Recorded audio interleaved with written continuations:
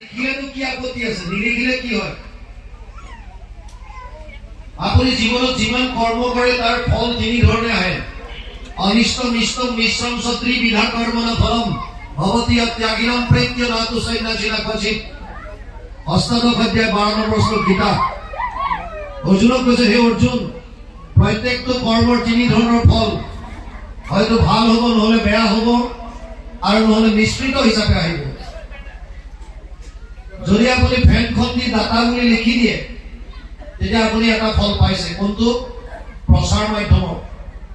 যোনে নামঘৰলৈ আহে ফেনখন দেখে ক'ব যে অমুকৰ ঘৰ পাতিছে। আপুনি প্ৰচাৰ মাধ্যমত এটা তাৰ পৰা ফল পাই আছে। কিন্তু যদি আপুনি দাতা নিলিখি কমিটিক কয় যে মই ইমানটো পইচা দিছো বা ফেনখন দিছো, কিন্তু মোৰ নাম যাতে ক'তো নাহে, এতিয়া ভগৱান বাধ্য হৈ যাব। অহম ভক্ত পৰাধীন হি অস্বতন্ত্ৰ এব নিজ 9:63 নৱম স্কন্ধ 4ৰ্থ অধ্যায় 63 নম্বৰ শ্লোক। দুৰ্বাসাক কৈছে, মই ভক্তৰ অধীন, মই স্বতন্ত্ৰ নহয়। আপুনি দান দিয়াৰ লগে লগে 1 গুণ লগাইলে সহস্ৰ গুণ হয়। নাজানি মুবুধ হবে ধন কাঞ্চিত হয়। আপুনি দান দিলে ফল পাবই। যদি আপুনি তাত একো দাতা লিখা নাই, তেতিয়া ভগৱান বাধ্য হ'ব আপোনাক দিবৰ কাৰণে। সেইকাৰণে দান দিলে পৰাপক্ষত দাতা বুলি নিদিব। দান দিয়াৰ পাছত সেইটোৰ আপোনাৰ অধিকাৰেই নাই। আপুনি নামঘৰলৈ দিয়াৰ পাছত তাত আপোনাৰ নামটো লিখি থোৱাৰ অধিকাৰটো ক'ত থাকে? আপুনি এটা বস্তু, যদি এজন ৰজাই ঠাণ্ডা দিনত ৰথত বহুত ব্লেংকেট লৈ পেলাই চহৰ ভ্ৰমণ কৰি আছে, উদ্দেশ্য তেওঁৰ চহৰত কিমান মানুহ ঠাণ্ডাত কষ্ট পাইছে, আৰু ফুটপাথত যিমান বিলাক শুই আছে ভিখাৰী চবকে ব্লেংকেট দি দি গৈছে। গৈ গৈ গৈ গৈ তেওঁ এটা জেগাত এজন ঋষিক দেখা পালে। ওপৰ ফালে কোনো বস্ত্ৰ নাই, সন্মুখত অকণমান জুই, এখন মাত্ৰ ধুতি পিন্ধি আছে। ৰজাজনে ভাবিলে এওঁ ঠাণ্ডা পাইছে, ৰথৰ পৰা নামি গৈ ঋষিজনক এখন ব্লেংকেট দিলে। ঋষিজনে ব্লেংকেটখন গ্ৰহণ কৰিলে আৰু মহাৰাজক ধন্যবাদ জনালে। কিন্তু মহাৰাজে চাই থাকোতে, তেওঁ কম্বলখন চাই থাকোতে জুইত জাপি দিলে। জুইত জাপি দিয়াৰ লগে লগে মহাৰাজে তাক জুইৰ পৰা পটককে ব্লেংকেটখন উঠাই আনি ঋষিজনক ক'লে, আৰে কেনেকুৱা মানুহ, পাগল নেকি? এখন মই তোমাক ল'বলৈ দিছো, তুমি জুইত কিয় দিলা? ঋষিজনে কৈছে, আপুনি আচলতে মোক এইখন দিছে জানো? কৈছে, দিছে মানে তুমি লৈছা নিজে। কায়িকভাৱে আপুনি মোক যদিও দিছে, তাৰ মোহটো আপুনি একেবাৰে এৰিব পৰা নাই। দান তেনেকুৱা হ'ব নোৱাৰে। আপুনি যদি কাৰোবাক কিবা এটা দিছে, সেই বস্তুটোত আপোনাৰ আৰু কোনো অধিকাৰ। ঋষিজনে কৈছে, যদি আপুনি সঁচাকে মোক ব্লেংকেটখন দিলে, তেতিয়াহ'লে ব্লেংকেটখনত অধিকাৰ কাৰ? মোৰ অধিকাৰ, মোৰ বস্তু। যেতিয়া মই যিয়ে কৰোঁ তাত আপোনাৰ কি যায়? কিন্তু আমি দিয়াৰ পাছতো মোহটো এৰিব নোৱাৰো। ফেন এখন দিলেও আমি ভাবো যে এখন মোৰ হৈ থাকক, তোৰণ এখন দিলেও ভাবো যে এখন মোৰ হৈ থাকক। সেইটো দান নকৰে। বিয়া বাৰু কাৰোবাক কিবা এটা আঙুঠি দিলেও আমি ভাবো যে সিহঁতো আমাৰ ল'ৰা ছোৱালীৰ বিয়াত সোণৰ আঙুঠিটো আকৌ এটা ঘূৰাই দিয়ক। দাতব্য মিতি ইয়াত দানম দিয়ক, অনুপকাৰিণী, কোনো উপকাৰ নিবিচৰাকে দিবলৈ কৈছে। আৰু কাক দিবলৈ কৈছে? দেশে কালে চ পাত্ৰেশ, দেশ কাল আৰু পাত্ৰ চাই পেলাইহে দান দিবলৈ কৈছে। সন্ধিয়া আপোনাৰ ওচৰলৈ যদি এজন ল'ৰাই টকা 50টা বিচাৰি আহে যে 50 টকা এটা দিয়ক, আৰু আপুনি যদি জানে যে এই মুহূৰ্তত ইয়াক যদি 50 টকা দিওঁ, ইয়াৰ গন্তব্য স্থান কি হ'ব, তথাপিতো যদি তাক আপুনি দিয়ে 50 টকা, ভাল দান হৈছে বুলি, আৰু সিও যদি জেগাত গৈ ফূৰ্তি পানী খায়, ঘৰলৈ আহি যদি হাতৰো ব্যৱহাৰ নকৰে, ভৰিয়েহে যদি দুৱাৰ খোলে, ঘৰত যিমান অশান্তি হ'ব তাৰ ফল আপুনি ভোগ কৰিব লাগিব। কিয়? ব্যাসদেৱে নিজে কোনো বলি দিয়া নাছিল, কিন্তু বলিৰ উপদেশ দিলে বিভিন্ন ঠাইত। আৰু তাৰ কাৰণে তেওঁ কি হৈছিল? উগুল থুগুল চিত্ত নাহি সুখ শান্তি, নজানন্ত কৃষক মনত গুণী গান্ধী। তেওঁ নিজে বলি দিয়া নাছিল, কিন্তু লিখি দিলে কোনো কোনো গ্ৰন্থ, আৰু তেওঁৰ কথাৰ ওপৰত ভিত্তি কৰি বেলেগে বলি দিলে, আৰু সেই হিংসা যিখিনি হ'ল তাৰ প্ৰায়শ্চিত্ত ফল ভোগ কৰিবলগীয়া হৈছে। উগুল থুগুল চিত্ত নাহি সুখ শান্তি। আৰু নাৰদে সেইকাৰণে আহি স্পষ্টভাৱে কৈছে, নাৰদ বদতি শুনা মহামুনি ব্যাস, তুমি সেই কৰিলা জগতকে সৰ্বনাশ, নিৰন্তৰে প্ৰাণী নোৱাৰিলা তুমি প্ৰাণ, নাহি মন্দ কৰ্ম আৰু ইহাৰ সমান। সেইকাৰণে দান দিলে দেশ কাল পাত্ৰ চাই কোনো বিনিময় নিবিচৰাকে দান দিয়ক। দ্বিতীয় হৈছে ভক্তিৰ এটা সোপান বা লক্ষণ বা ষ্টেপ, এইটো হৈছে মান। সন্মান দিবলৈ শিকিব লাগে। আমি প্ৰায়বিলাক সভা সমিতিয়ে দেখা পাওঁ, কোনোবা এজন সাধাৰণ মানুহে যদি কিবা এষাৰ কবলৈ লয়, বিষয়ত থকা সকলে দাবী ধমকি দি বহুৱাই দিয়ে, হয় তই কব নালাগে। কিয়? তোমাৰ বহুত ডিগ্ৰীৰ পৰা যিখিনি আহৰণ কৰিছা, এজন সাধাৰণ ব্যক্তিয়ে তেওঁৰ জীৱনৰ অভিজ্ঞতাৰ পৰা হয়তো তাতকৈ বেছিও জ্ঞান লাভ কৰিব পাৰে। শুনাৰ আপত্তি কি? মনা নমনা পিছৰ কথা। তেওঁৰ প্ৰতি সন্মান জনোৱাটো আপত্তি কি হয়? অমানিনা মানদেনা নিত্যতা কীৰ্তয়ন্ত হৰি, নিজে মান বিচাৰিবলৈ হাক দিছে, আনক সন্মান দিবলৈ কৈছে। কিন্তু আমি মই যিটো জানো এইটোৱে শুদ্ধ, মই যিটো কম সেইটোৱে হ'ব লাগিব, মোৰ মতে সমাজখন চলক, আৰু যদি নচলে তেতিয়াহ'লে মই ভাল কৰি দিম, খেল কৰি দিম, ভেদ কৰি দিম। এইটোৱে হৈ আছে। লবি চিষ্টেম সেইকাৰণে আৰম্ভ হৈছে। মোৰ মতে সমাজ চলক, মোৰ মতে এই গোটেইখন গাঁওখন চলি থাকক, ময়ে সকলো জানো, ময়ে সৰ্বজ্ঞাতা, এইটো ভাৱ বেলেগক সন্মান নিদিয়ে, বেলেগৰ কথা নুশুনে। আৰু কপিলে মাক দেৱহতীক কৈছে, অমানিনা মানদেনা, মান দিবলৈ কৈছে। দ্বিতীয়ত কৈছে মৈত্ৰৰ ভাৱ। ভক্তিৰ আন এটা সুন্দৰ এটা সোপান হৈছে, এটা ষ্টেপ হৈছে মৈত্ৰতাৰ আচৰণ। আপুনি সকলোকে মিত্ৰতাৰ আচৰণ কৰক, তেওঁলোকে আপোনাৰ প্ৰতি কি আচৰণ কৰিছে সেইটো বাদ দিয়ক। আৰু শেষত কৈছে অভিন্ন চক্ষুষক, কাকো ভিন্নভাৱে চাবলৈ হাক দিছে। এজন ধনী, এওঁৰ প্ৰতি আসন বেলেগ, এজন দুখীয়া, এওঁৰ আসনখন বেলেগ। এজন অকণমান পদবীত আছে, পাৱাৰত আছে ৰাজনীতিত, তেওঁৰ কাৰণে দিয়া গামোচাখন বেলেগ, এজন সাধাৰণ গাঁৱৰ মানুহ, এওঁৰ কাৰণে দিয়াখন বেলেগ। এয়া ভকতৰ মাজত ভেদভাৱ আনিব নাপায়। ব্ৰাহ্মণ আৰু চাণ্ডালৰ নিবিচাৰি কুল, দাতাত চোৰত যেন দৃষ্টি এক তুল, নিচত সাধুত যাৰ ভৈল এক জ্ঞান, তাহাকে পণ্ডিত বুলিও সৰ্বজান। বিশেষত মনুষ্যগণক যিটো ধৰে বিষ্ণু বুদ্ধি কৰি সৰ্বদায় মান্য কৰে, কীৰ্তনত গুৰুজনে লিখি থৈ গৈছে। কিন্তু আমি কেৱল পাঠ কৰোঁ, কীৰ্তন কৰোঁ, তত্ত্ববিলাকলৈ নাযাওঁ। গতিকে ভক্তিৰ মূল গতিটো এইটো, এইকেইটা বস্তু আমি মনত ৰাখিব লাগিব। ইয়াত কৈছে ভক্তিহীনৰে যত কৰ্ম কৰে সকলোৱে বিফল হয়। যদি হৃদয়ত প্ৰেম ভাৱ নাই, ই যিয়ে কাম নকৰক, যত কৰ্ম কৰে সমস্ত বিফল হয়। আপোনাৰ মনত যদি বেলেগৰ প্ৰতি দ্বেষ ভাৱ আছে, আপুনি যদি ভাবিছে মই পুৱা গধূলি ঈশ্বৰৰ আৰাধনা কৰি আছো গতিকে মইতো ঠিক আছো, ভুল ভাবি আছো। ভাৱটো শুদ্ধ কৰক। আগতে কিমান নাম গাইছে, কিমান কি কৰিছে এইটো পিছৰ কথা, আগতে এইটো শুদ্ধ কৰিব লাগিব। পাত্ৰটো হৃদয়খনতে যদি আপোনাৰ মনত দ্বেষ আছে, বেলেগৰ উন্নতি যদি দেখা পায় আপোনাৰ দুখ লাগে, আপুনি যদি বেলেগৰ উন্নতিত প্ৰাণ খুলি হাঁহিব নোৱাৰে, তেতিয়াহ'লে আপোনাৰ ভক্তি একো হোৱাই নাই। আৰু যদি ভক্তি হোৱা নাই, শুকদেৱে কৈছে ভক্তিহীনৰে যত কৰ্ম কৰে সকলোৱে বিফল হয়। যিমানেই নকৰক। আৰু বহল দৃষ্টিত ঈশ্বৰক পাব পৰা তিনিটা মাৰ্গ আছে। যোগ ত্ৰয়ময়ী প্ৰোক্তা নৰনম শ্ৰেয় বিধিচ্ছয় জ্ঞানম কৰ্মম চ ভক্তিম চ ন উপায় অন্যস্তি কুত্ৰচিৎ। 11:20 একাদশ স্কন্ধ 20 অধ্যায় 6 নম্বৰ শ্লোক ভাগৱত। উদ্ধৱক কৈছে, উদ্ধৱ মোক পাবলৈ তিনিটা মাৰ্গ, এটা কৰ্ম মাৰ্গ, এটা জ্ঞান মাৰ্গ, এটা ভক্তি মাৰ্গ। ভক্তিক বাদ দি যদি জ্ঞান আৰু কৰ্মৰ দ্বাৰা মানুহ আগবাঢ়ে, তেতিয়াহ'লে একো লাভ নাই। কৰ্মখণ্ডটো য'ত যাগ যজ্ঞ পূজা পাতল আছে, জ্ঞানখণ্ডটো য'ত নিৰ্গুণ নিৰাকাৰ ব্ৰহ্মক সন্ন্যাসৰত ধাৰণ কৰি গৈ মানুহে ধ্যান ধাৰণা সমাধিৰ দ্বাৰা পাব বিচাৰে। দুইটা মাৰ্গ অতি কষ্টকৰ।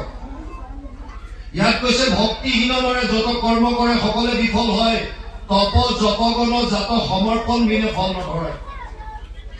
আপুনি দৈনন্দিন জীৱনত যিয়ে কৰ্ম নকৰক কিয় অভ্যাস কৰক প্ৰতিটো কৰ্ম ঈশ্বৰক সমৰ্পণ কৰিবৰ কাৰণে। यद करोसि यद अश्नुसि यद जुहसि ददासि यद तपस्यसि कौन्तेय तत् कुरुष्व मदर्पणम। নবম অধ্যায় 27 নম্বৰ শ্লোক গীতা। হে অৰ্জুন, তই যি কৰিছ, যি খাইছ, যি তপ কৰিছ, যি দান কৰিছ, সমস্তখিনি মোক অৰ্পণ কৰ। আপোনালোকে ৰাতিটো যেতিয়া শুৱে বিচনাত উঠি, আজিকালিতো চবে মোবাইল চাই চাই টোপনি যায় চাগে, মোবাইল অন কৰি কৰি তেনেকৈ চাই চাই টোপনি যায়।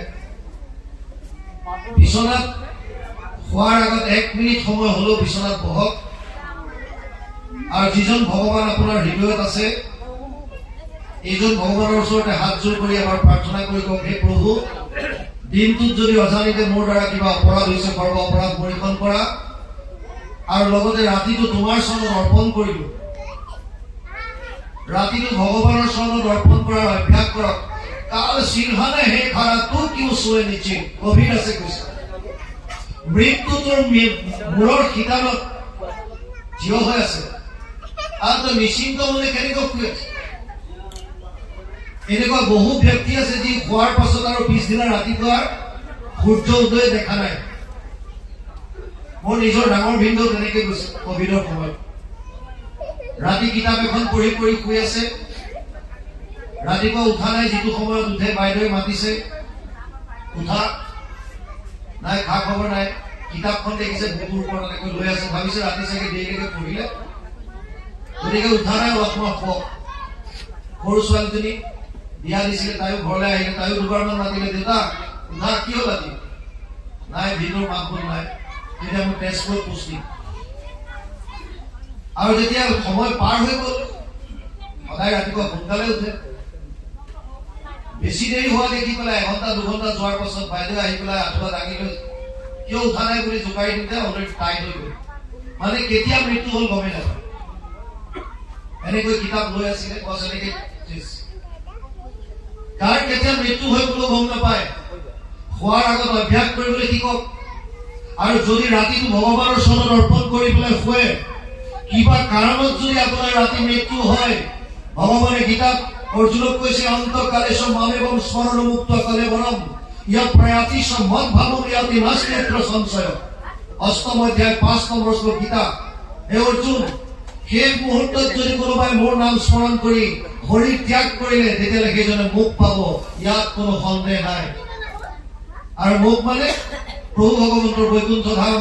নতাত ভাষয়তে সূৰ্য ন শশাঙ্ক ন পাবক যদ গত্বা না নিবৰ্তন্তে তৎ ধাম পৰমম মম। 5ম অধ্যায় 6 নম্বৰ শ্লোক গীতা। যদি এবাৰ যোৱাৰ পাছত পুনৰ ঘূৰি আহিব নালাগে।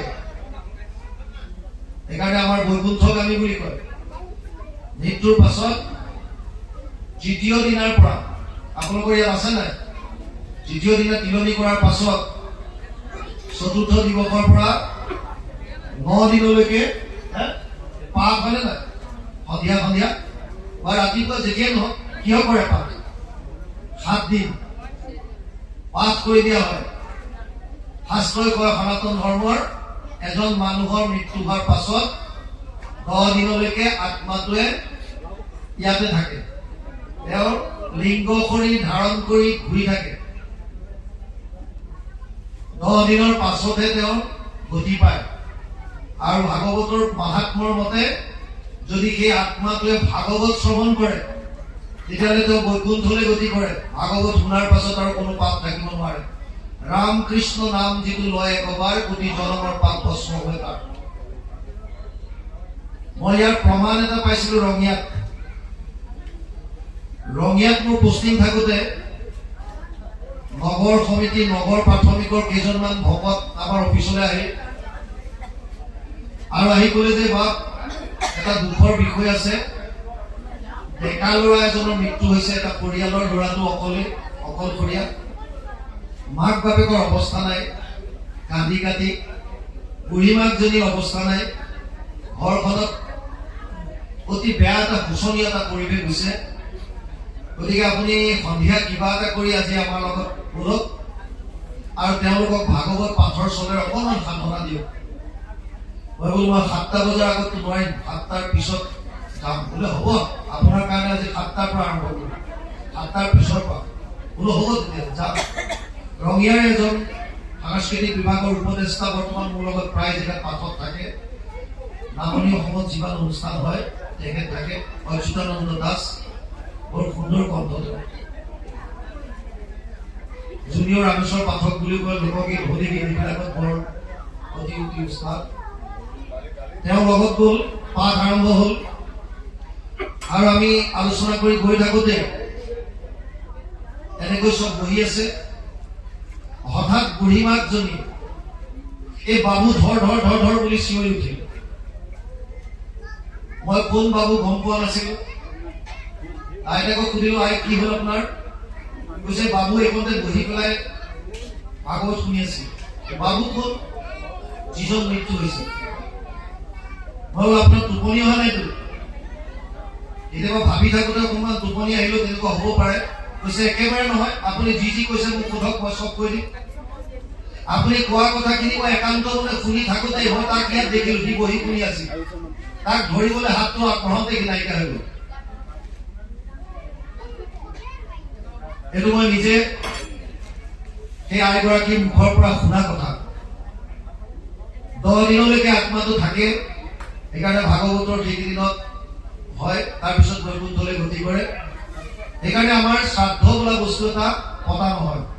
কিয়নো বৈকুণ্ঠলৈ যোৱাৰ পাছত আত্মাৰ পুনৰ্গমন নাই।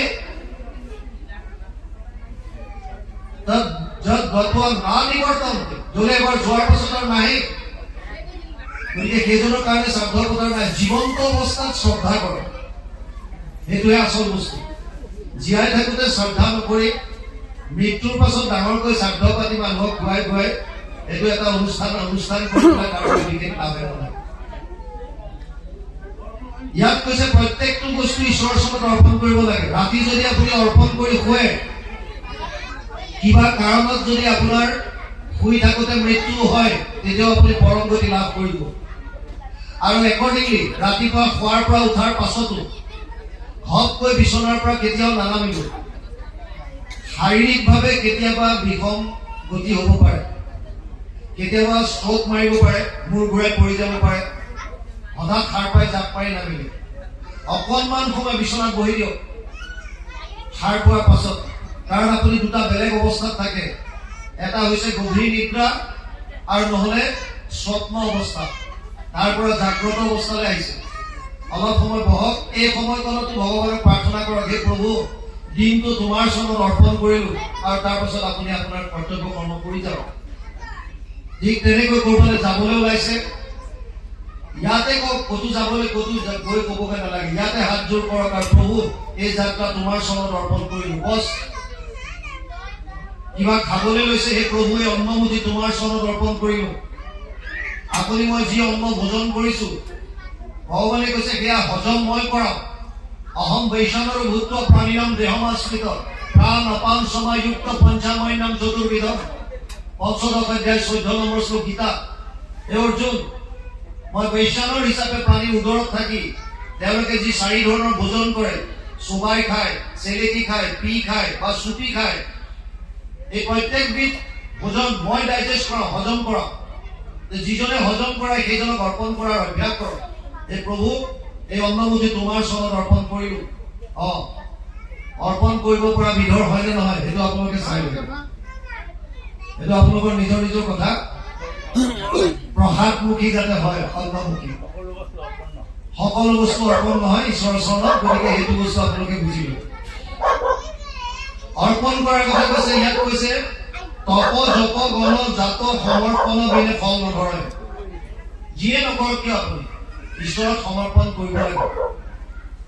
তাৰপাছত কৈছে হেন কৃষ্ণদেৱ কৰি কৰো সেৱ সুমংগল কীৰ্তি যাৰ পূজা আদি যত ভক্তিৰ মধ্যত শ্ৰৱণ কীৰ্তন সাৰ। ঈশ্বৰ উপাসনা কৰাৰ যিমানবিলাক পদ্ধতি আছে তাৰ ভিতৰত শ্ৰেষ্ঠ হৈছে শ্ৰৱণ আৰু কীৰ্তন। শ্ৰৱণৰ মাহাত্ম্য আপোনালোকক ক'লো, কিন্তু শ্ৰৱণত এটা বস্তু অকণমান সমস্যা আছে। কি সমস্যা? শ্ৰৱণ কৰিবৰ কাৰণে কীৰ্তন কৰা এজনৰ প্ৰয়োজন হ'ব, বক্তা এজন লাগিব। বক্তা নাথাকিলে আনে নকলে আপুনি শ্ৰৱণ কেনেকৈ কৰিব? শ্ৰৱণ কৰিবলৈ হলে কোনোবা এজনে ক'ব লাগিব। কোৱাজন যদি নাথাকে তেতিয়া শ্ৰৱণ কেনেকৈ কৰিব? সেইকাৰণে তেনে অৱস্থাত কৈছে কীৰ্তন কৰা। যদি শ্ৰৱণ কৰিবলৈ সুবিধা আছে, কোনোবাই ক'বলৈ ভক্ত যদি আছে, কোনোবা তেওঁৰ মুখে শুনা, আৰু যদি নাই তেতিয়াহ'লে নিজে কীৰ্তন কৰা। আৰু যদি কীৰ্তন কৰা অৱস্থাটো নাই তেতিয়াহ'লে মনন কৰা, স্মৰণ। এই তিনিটা প্ৰাধান্য দিছে। ভাই মুখে বোলা ৰাম, হৃদয়ে ধৰা ৰূপ, এনেকে এতেকে মুকুতি পাই বা কহিলো স্বৰূপ। ইয়াত এতিয়া কৈছে কথা শ্ৰৱণৰ নাম কীৰ্তনৰ সমান নাহিকে আন, ভক্তিকে পৰম শুদ্ধ নিৰূপম প্ৰকৃতি দেখাও প্ৰমাণ। কথা শ্ৰৱণৰ বা নাম কীৰ্তনৰ সমান আন একো নাই।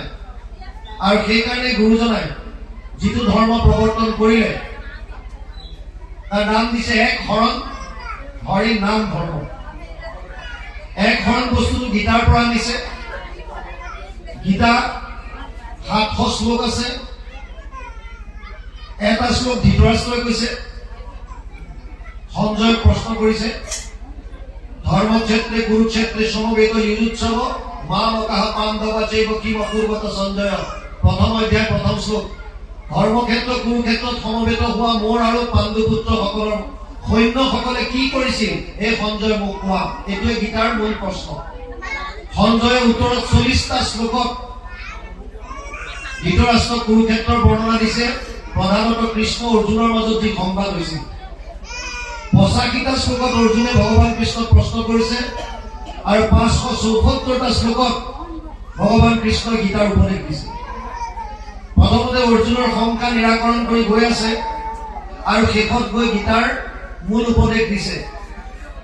সৰ্বগুহ্যতমম ভূয় শ্ৰীনুমে পৰমম বচ ইষ্টসীমে দৃঢ়মিতি গত বৎসামিতে হিতম। অষ্টাদশ অধ্যায় 64 নম্বৰ শ্লোক গীতা। হে অৰ্জুন, তোক এতিয়া মই গোপনীয়ৰ পৰা গোপনীয় কথাটো কওঁ, শুন। কি ক'লে? সৰ্বধৰ্মান পৰিত্যাজ্য মাম একম শৰণম ব্ৰজ অহম ত্ব সৰ্ব পাপেভ্যো মোক্ষয়িষ্যামি মা শুচ। অষ্টাদশ অধ্যায় 66 নম্বৰ শ্লোক গীতা। গুৰুজনে অনুবাদ কৰিছে, সৰ্বধৰ্ম এৰি এক শৰণ সাক্ষাৎ, সুদৃঢ় বিশ্বাসে সখী লৈ আমাক নকৰিবা ভয় হেৰা কৰ অংগীকাৰ, সমস্ত পাপত মই কৰিব নিস্তাৰ। গুৰুজনাই গীতাৰে 18 নম্বৰ অধ্যায়ৰ 66 নম্বৰ শ্লোক যোগাৰ পৰা এক শৰণ বস্তু ভাগি আনিলে। শাস্ত্ৰৰ উত্তম গ্ৰন্থ গীতা ভাগৱত। গতিকে গীতাৰ পৰা গুৰুজনাই এক শৰণ আনিছে। হৰিনাম ধৰ্ম ক'ৰ পৰা আনিলে? আমি সকলোৱে কওঁ যে পদ্ম পুৰাণৰ সহস্ৰ নামৰ পৰা হয়। ইয়াত কোনো দ্বিমত নাই। কিন্তু নামৰ ওপৰত শাস্ত্ৰৰ উত্তম ভাগৱতে কি কৈছে? 18,000 শ্লোকৰ শেষৰ শ্লোকটোত ব্যাসদেৱে লিখিছে, নাম সংকীৰ্তনম য়স্য সৰ্ব পাপ প্ৰণাশনম প্ৰণাম দুঃখ সমানাতম নমামি হৰিম পৰম। 12, 13, 23 দ্বাদশ স্কন্ধ 13 অধ্যায় 23 নম্বৰ শ্লোক ভাগৱত। তাত কৈছে নাম সংকীৰ্তনৰ দ্বাৰাই সমস্ত পাপৰ পৰা আমি পৰিত্ৰাণ পাব পাৰো। আৰু গুৰুজনাই সেইকাৰণে এক শৰণ হৰিনাম ধৰ্ম আমাক দি থৈ গৈছে। আৰু ইয়াতো এতিয়া শুকদেৱে কৈছে, কথা শ্ৰৱণৰ নাম কীৰ্তনৰ সমান নাহিকে আন, ভক্তিকে পৰম শুদ্ধ নিৰূপম প্ৰগতি দেখাও প্ৰমাণ। প্ৰমাণ কেনেকৈ দিছে ইয়াত? কিৰাত কছাৰী খাচী গাৰো মিৰি জগন কংক গোৱাল অসম মুলুক ধোবাজে তুৰুক কুবাস ভুলেশ্বৰ চন্দাল আনো পাপিনৰ কৃষ্ণ সেৱকৰ সংগত পবিত্ৰ হয়, ভকতি লোভিয়া সংসাৰ তৰিয়া বৈকুণ্ঠে সুখে চলয়। গীতাত কৈছে অপিচ্ছেদ সুদুৰাচাৰ ভজন্তে মাম অনন্যবাদ সাধুৰে বছ মন্তব্য সম্যক ব্যৱস্থিত ঈশ্বৰ। 9ম অধ্যায় 30 নম্বৰ শ্লোক গীতা। অৰ্জুনক কৈছে, হে অৰ্জুন, যেনেকৈ পাপী নহওক কিয়, দুৰাচাৰী নহওক কিয়, যদি কি অনন্যভাৱে মোক ভজন কৰিলে, অনন্য মানে না অন্য। আমাৰ আকৌ বহুতে কৃষ্ণ শৰণ লোৱাৰ পাছতো বিশ্বকৰ্মাৰ পূজাৰ দিনা গাড়ী আছে বুলি বোলে এখন নাই, আমিতো মূৰ্তি অনা নাই, থাপনাতে প্ৰসাদ কেইটামান দিছো। উদ্দেশ্যটো কি? সৰস্বতী পূজাৰ দিনা আমাৰ ল'ৰা ছোৱালী আছে আৰু স্কুললৈ যায় বুলি মাহ প্ৰসাদ কেইটামান। লক্ষী পূজাৰ দিনা তেনেকৈ কি লাভ হ'ল? একত শৰণ ক'ত হ'ল? অনন্য ভাৱ ক'ত হ'ল? অনন্য মানে না অন্য। যেতিয়া একত শৰণ লৈছে, এক শৰণ হৰিনাম ধৰ্ম গুৰুজন, এক মানে এক। যেতিয়ালৈকে একত নাছিল তেতিয়া কোনো পন্থা নাই। আপুনি যি মন যায় কৰিব পাৰে, আমি কাকো নিন্দা নকৰোঁ, যোনে যেনেকৈ ইচ্ছা। কিন্তু একত শৰণ লোৱাৰ পাছত মহাপুৰুষ মাধৱদেৱৰ উদাহৰণ লওক। তেওঁ ঘোৰ শাক্তপন্থী হোৱাৰ পাছতো যেতিয়া গুৰুজনৰ ওচৰত শৰণাগতি হ'ল, তাৰ পাছত আৰু কোনোদিন তেওঁ বেলেগলৈ ঘূৰি চোৱা নাই। এক মানে এক তেওঁ দেখুৱাই দিলে। আৰু পাণ্ডৱৰ ভক্ত, যাদৱগণৰ ভক্ত, পাণ্ডৱৰ পালক। পাণ্ডৱক যিজনে পালন কৰিলে, যাদৱগণক যিজনে পালন কৰি আছিলে, এই সমস্ত হেন ভগৱন্ত মহিমা অনন্ত ভকতে কৰে বৰ্ণন, হে কৃষ্ণনাথ নমো নমাই মাত ভূয় অমৃত প্ৰসন্ন। শুকদেৱে স্তুতি কৰি আছে। পৰীক্ষিতক উত্তৰ দিয়াৰ আগত ভগৱান কৃষ্ণৰ স্তুতি কৰিছে শুকদেৱে। যিজন ঈশ্বৰক ব্ৰহ্মাই সেৱা কৰে, হৰই সেৱা কৰে, যিজন ভক্ত পাণ্ডৱৰ পালক, সেইজন ঈশ্বৰৰ চৰণত মই সেৱা কৰিছো। হে প্ৰভু, মোৰ প্ৰতি প্ৰসন্ন হোৱা।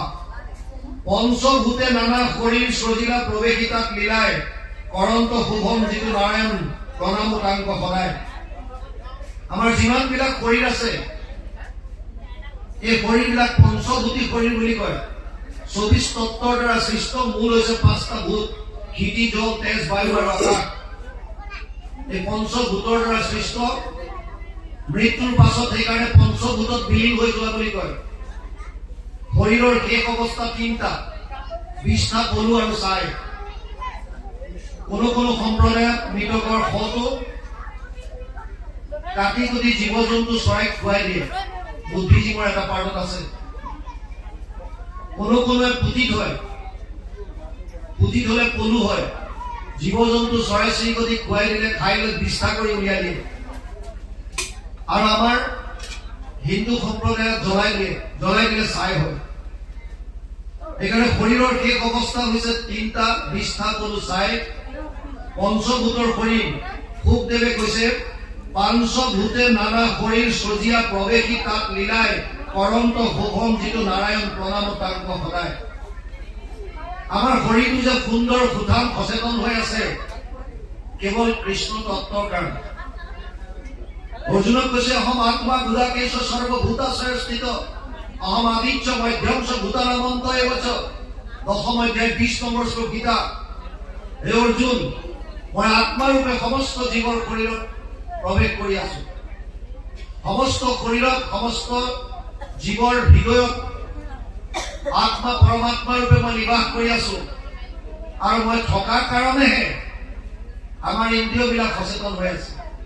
সচেতন কৰা দেহ প্ৰাণ ইন্দ্ৰিয়ক, জীৱক ভুঞ্জান্ত নানাবিধ বিষয়ক পৰমাত্মা বুলি তাক কহে বুলি গ'লে এইটো পৰম তত্ত্ব জানিবা নাজন। সেইজন ভগৱানক শুকদেৱে ইয়াত স্তুতি কৰিছে। সেই কৃপাময় মোৰ বাক্য ছয় অলংকৃত কৰন্তু, শৃংগাৰ আদি নানা ৰসে বাজ হওক, আনন্দে লোকে শুনো। শুকদেৱে কৈছে, মোৰ শব্দবিলাক যাতে তুমি অলংকৃত কৰি তোলা। ইয়াত য'ত যেনেকুৱা শৃংগাৰ দিব লাগে সেয়া দি পেলাই সুন্দৰভাৱে যাতে প্ৰকাশ কৰা। আমি কওঁ বুলি একো ক'ব নোৱাৰো, কোনো মানুহে কওঁ বুলি ক'ব নোৱাৰে। তেওঁৰ দ্বাৰা কোৱাই প্ৰকৃতি ক্ৰিয়া মানানি গুণ কৰ্মানি সৰ্বস্ব অহংকাৰ বিমূঢ় আত্মা কৰ্তা সমিতি মান্যতে। 3য় অধ্যায় 27 নম্বৰ শ্লোক গীতা। অৰ্জুনক কৈছে, হে অৰ্জুন, প্ৰকৃতিৰ 3টা গুণে আমাক পুতলাৰ দৰে নচুৱাই আছে। সত্য, ৰজ, তম 3টা গুণে 3 ধৰণৰ ভাৱ আমাৰ মনত ক্ৰিয়েট কৰে। সত্য গুণৰ পৰা সাত্বিক, ৰজ গুণৰ পৰা ৰাজসিক, তম গুণৰ পৰা তামসিক। আৰু যাৰ যেনেকুৱা ভাৱ আমি সেইমতে কৰ্ম কৰিছো, পুতলাৰ দৰে নাচি আছো। আল্টিমেটলি আমাক মায়াৰ এই 3টা গুণে সুন্দৰভাৱে আমাক চলাই আছে। যেনেকৈ কাঠৰ পুতলাবিলাক ৰছী কিডালত ধৰি লৈ পেলাই কোনোবা এজনে নচুৱাই থাকে, তেনেকৈ ভগৱানৰ 3টা গুণে আমাক নচুৱাই আছে। তথাপিও আমি মই কৰো বুলি অহংকাৰ কৰো। শুকদেৱে কৈছে, মোৰ বাক্যত তুমি অলংকাৰ আদি লগাই সুন্দৰভাৱে তুমি প্ৰকাশ কৰোৱা, নহলে মোৰ খাদ্য নাই। যাৰ মুখপদ্ম মকৰন্দ মধু হৰিকথাৰ অসময়, ভকত ভ্ৰমৰ পৰম ফালৰে আনন্দে নিলে বিহয়। যাৰ কথা ভকতসকলে পৰম আনন্দে পান কৰে। কৃষ্ণ কথা যিসকল ভকত তেওঁলোকে শুনি ৰস পায়। যিমানেই কৃষ্ণময় কথা শুনিব, যদি আপোনাৰ হৃদয়ত ভক্তি বস্তু জাগ্ৰত হৈছে, দুটা অৱস্থাত আপুনি গম পাই যাব। কৃষ্ণ কথা শুনিলে আপোনাৰ প্ৰথম কথা শৰীৰ ৰোমাঞ্চিত হ'ব, গাৰ নোম ডাল ডাল দি যাব, আৰু দ্বিতীয় কথা আপোনাৰ লোকক ওলাব, শৰীৰৰ পৰা নেত্ৰৰ পৰা লোকক ধৰিব। এই দুটা অৱস্থাত যেতিয়া আপোনালোক পাব, তেতিয়া গম পাব যে মোৰ হৃদয়ত ভক্তি জাগ্ৰত হৈছে। কৃষ্ণ কথা শুনাৰ লগে লগে, ঘোষা প্ৰাৰ্থনা গোৱাৰ লগে লগে আপোনাৰ হৃদয়ত খুন্দা মাৰি ধৰিব, আপোনাৰ বন্ধন আহিব, চকু পানী ওলাব, গাৰ নোম ডাল ডাল দি যাব। এয়া ভক্তি ৰস। হেন কৃপাময় গুৰু পিতৃ ব্যাস নদীতান চৰণত তাহানৰ কৃপাত পৰিব সাক্ষাৎ। এইটো মহাভাগৱত। ভূপদেৱে কৈছে, এই ভাগৱত যাৰ মুখৰ পৰা মুখপদ্মৰ পৰা বাজ হ'ল, মোৰ পিতৃ ব্যাসদেৱ, যিজনৰ ওচৰত মই এই ভাগৱত পঢ়িলো, সেইজনকো মই প্ৰণাম জনাইছো। এই মতে হৰি গুৰুক নমিয়া সুখ মহামুনিবৰ কৰিয়া সাদৰ ৰাজাৰ প্ৰশ্নৰ দিবাক গৈ উত্তৰ। আৰু তাৰ পাছত তেওঁ ৰজাৰ উত্তৰ দিবলৈ আৰম্ভ কৰিছে। মোৰ বাপানৰ বাৰবাটী সমস্ত আমাক ইফালৰ পৰা এজনে ক'লে,